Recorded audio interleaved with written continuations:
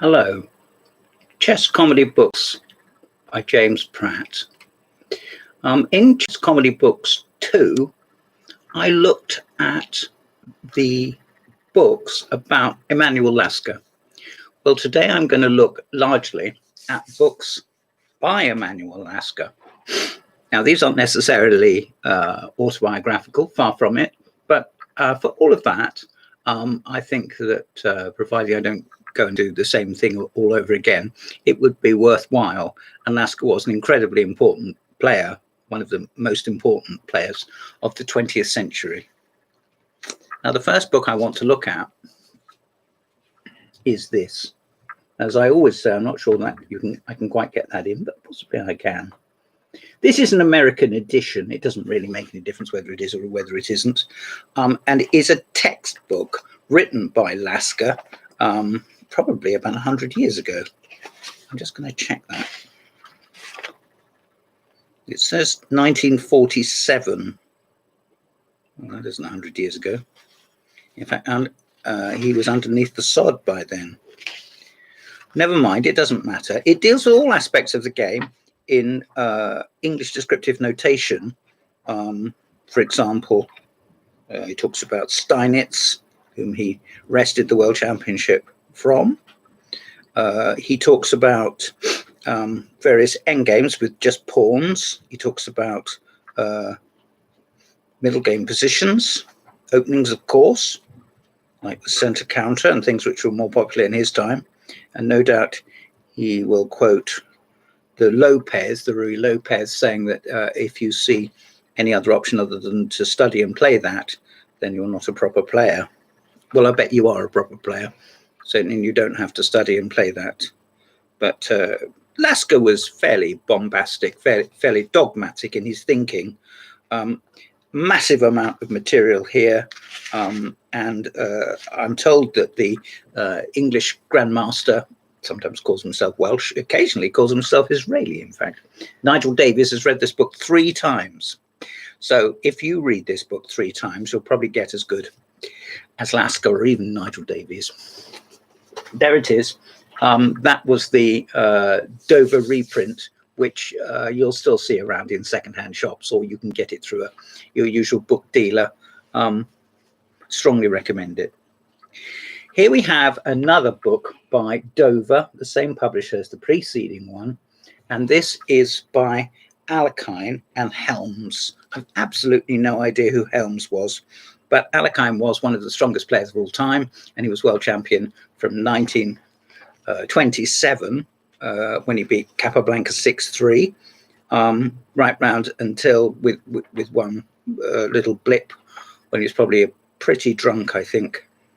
When he lost to Erver, but he won the title back, and he retained it right until his death in 1946. And in that respect, I think I'm right in saying he was the only world chess champion who's ever died holding the crown, and they had to have a tournament with the new challengers, which was won by Botvinnik. Anyway, I'm going off at a tangent. This is the great tournament won, slightly surprisingly, by the veteran Lasker. And it contains many hypermodern ideas and amazing notes to the games. It's very old-fashioned. You may not like this. I actually quite like. I find it quite relaxing to go through these games. It slows you up, maybe, but also maybe it goes in a little bit deeper. I don't know. So there we have it. The book of the New York International Chess Tournament of 1924.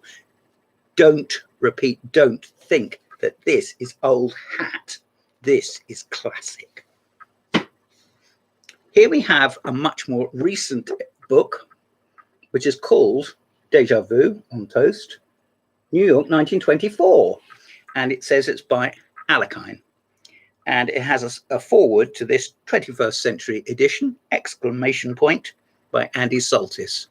Soltis I've mentioned to you before, who is a New York Grandmaster, largely retired now, except from writing excellent books. And this is exactly the same tournament as that, except this is a new presentation of the games in figurine algebraic notation, slightly small text, by Russell Enterprises of America, Hannon Russell. is the big cheese there. This is a beautiful book with lots of diagrams. And as I say, everything has been recast in algebraic notation. There's also an article, a chapter at the back, I think by Alakine, on all the openings played. So that's rather nice, an additional bonus for you. Let me see what the price is. $29. So how much is that? About £25 or something like that? Well worth it. Well worth it.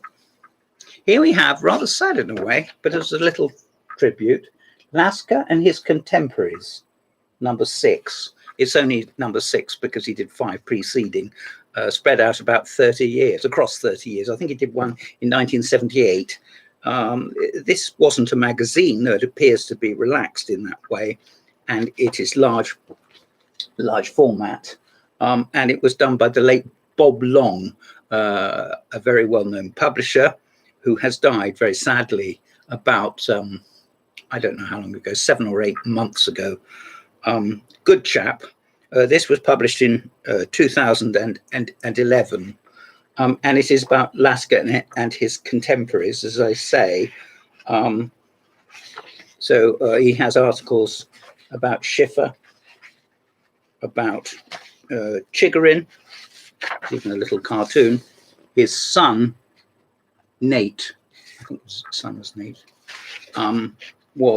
is a near genius artist. And as a result of that, many of them have cartoons in them and line vignettes, I think is the word. Bit of a fancy word. Take that back. Sort of line drawings anyway. Here we have Lasker in thought. Quite unusual in a way to see a grandmaster covering his face up. Possibly he'd had too much to drink the night before. I don't know.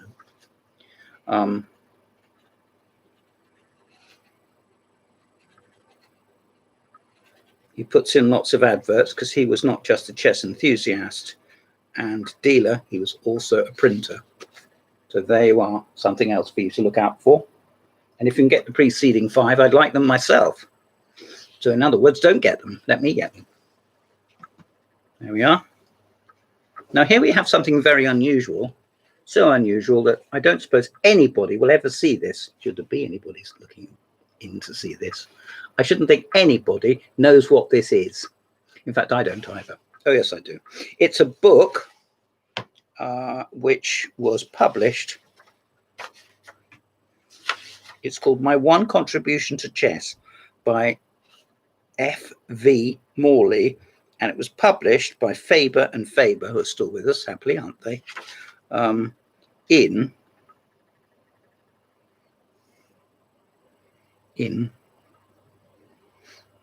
I'm trying to translate the Roman numerals. I can actually do Roman numerals. It ends in 7, so 1957 maybe. It is a story about his father, who was a Quaker, and his association, however distant, with Emanuel Lasker, which is why I'm showing it now. It's called My One Contribution to Chess. There it is. Morley himself invented a game which, instead of having an 8x8 chessboard, he has another rank at the back and another file at the side, I think, and you can shuffle your bits into these. Why on earth you'd want to do that? Almost the equivalent of putting your ball in a game of golf in the bunker immediately, or even going home via the clubhouse. But there we are. This is the book by Morley. It is quite rare, which is why I'm showing it to you here. I don't think you'd have seen it anywhere else. This is my favorite of the bunch that I'm showing you today. The curious thing about this book is that even though it's a paperback and wasn't published that long ago, it is really quite rare. I wouldn't part with this for less than about £20. It is a reprint of the original book, and so therefore maybe reprinting is a bit pale, or could be considered to be a bit pale. But as you can see, it's fairly sound. It's in old style English descriptive notation. And Lasker's notes are always like an arrow flying to a target, to the bullseye in a target, I suppose is what I'm trying to say, is they are very succinct. It was quite a strong tournament. Let's see who was in it, just to impress you. Here I go name dropping again. Lasker himself, of course, Rubinstein, Duras, Spielmann, Dr. Bernstein, Ossip Bernstein, I suppose it is, Teichmann, Dr. Perlis, Kohn, Saul, Schlechter, who after all played for the World Championship against Lasker, for goodness sake, and sitting halfway down the table. Mises, the one and only Tartakova, Amos Byrne, obviously by that time he was not perhaps the player he was to be in the 1880s, but a very strong English player nevertheless. Zanosko Borowski, there you are. And it was won, I suppose, by Lasker. Don't actually know. A bit ridiculous to bring it out and then say I don't know. What does it say on the back? Regarded as one of the great events of the 20th century. Well, that's nice and modest. Lasker was world champion when the tournament was contested. Just as remarkable as the games themselves, the famous tournament book prepared by Dr. Lasker. It reveals Lasker, in addition to being champion and great editor, also unsurpassed as an annotator, writing with lucidity and charm. Well, it's not everyone that can do that, lucidity and charm, when you're just playing pawn to king 4. But, well, Lasker managed it. There's the book.